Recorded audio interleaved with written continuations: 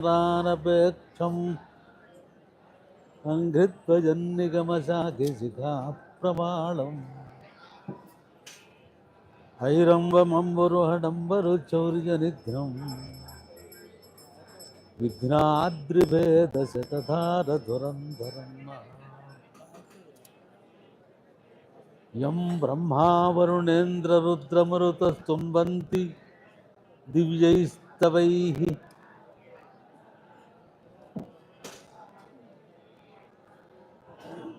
గాయంతి యం సామగాః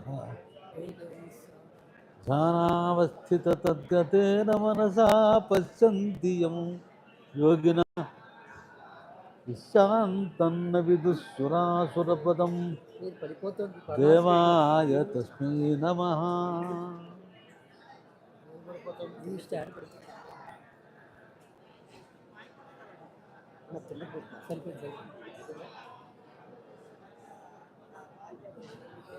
గురుర్బ్రహ్మా గురుర్విష్ణుర్ గురుర్దేవో మహేశ్వరః గురుః సాక్షాత్ పరం బ్రహ్మ తస్మై శ్రీ గురవే నమః. శ్రీ గురుచరణారవిందాభ్యాం నమః.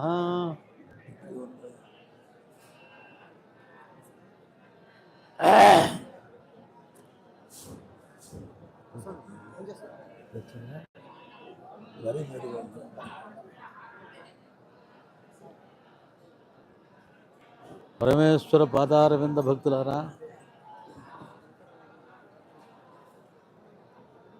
పునీత జన్ములారా,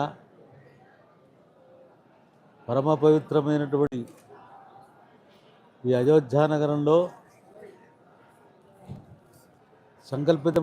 పరమేశ్వర సంకల్పితమైనటువంటి ఈ యాగం వైభవంగా నడుస్తుంది.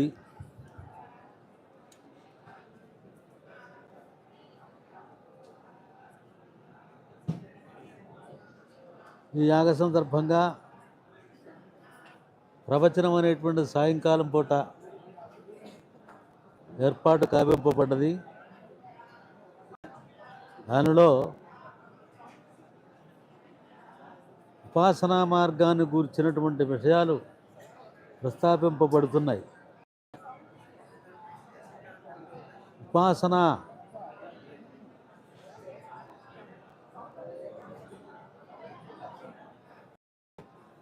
పుణ్యాత్ములైనటువంటి వాళ్ళకి దేహం చాలించిన తర్వాత 2 మార్గాలు ఉన్నాయి. 2 మార్గాలు రావట్లేదు, ఇది వినపట్లేదు. అక్కడ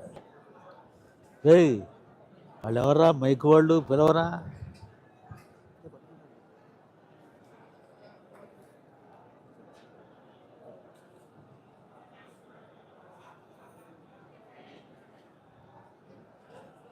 దేవయానము, పితృయానం. దేహం చాలించిన తర్వాత పుణ్యాత్ములకి 2 మార్గాలు. ఒకటి దేవయానం, రెండవది పితృయానం. దేవయానం ఉత్తరాయణం అహస్సు పగటిపూట